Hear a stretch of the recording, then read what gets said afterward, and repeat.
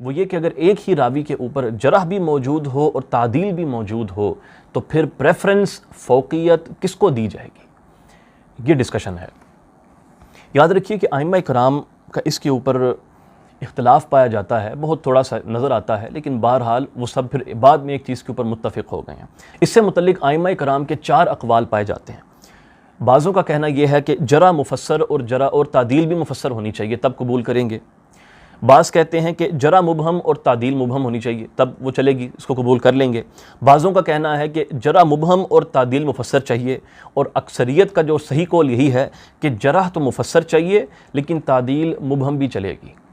اب اس سے مفسر و مبہم کا اس کے اندر جو ہے وہ ڈفرنس کیا ہے، میں اس کو بڑے آسان الفاظ میں واضح کر دیتا ہوں۔ جرح ایک قسم کی برائی ہے جو ہم کسی کی کر رہے ہیں۔ اگر میں کسی کے بارے میں یہ کہہ دوں نا کہ فلاں آدمی برا ہے، فلاں آدمی برا ہے، یہ جرح مبہم ہوگی۔ برا ہے مطلب کون سی برائی اس میں پائی جاتی ہے، وہ کیا کرتا ہے؟ ہو سکتا ہے کہ میں جو اس کی برائی کر رہا ہوں وہ کوئی حسد ہو مجھے اس سے، اس کی وجہ سے میں کوئی بات کر رہا ہوں، کوئی اپنی پرانی دشمنی میں اس کے ساتھ نکال رہا ہوں، ہو سکتا ہے وہ دوسرے فرقے کا آدمی ہے، دوسرے کسی گروپ کا آدمی ہے، مجھے اس سے پرابلم ہے، میں اس لیے بول رہا ہوں کہ وہ برا آدمی ہے۔ کوئی وجہ تو ہوتی ہے نا بیان کرنے کی۔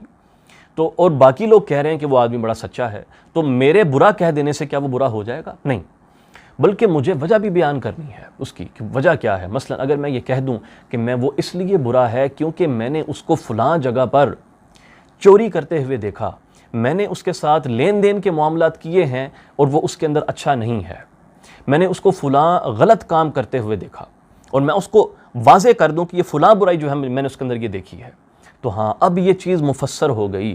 اب وجہ بھی میں نے بیان کر دی کہ یہ آدمی برا ہے تو برا کیوں ہے۔ کسی کے اچھا ہونے کے لیے وجہ نہیں چاہیے ہوتی۔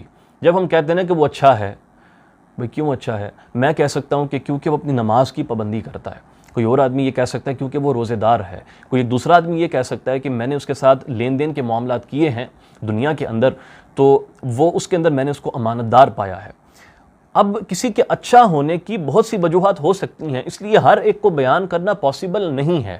اس لیے جب ائمہ کرام جب کہہ دیں کہ ثقہ، اس کو بغیر کسی تفصیل کے قبول کیا جاتا ہے، لیکن جب کہتے ہیں نا ضعیف، اس کی وجہ بھی ساتھ بتانی ہوتی ہے کہ وجہ کیا ہے کہ وہ ضعیف ہے۔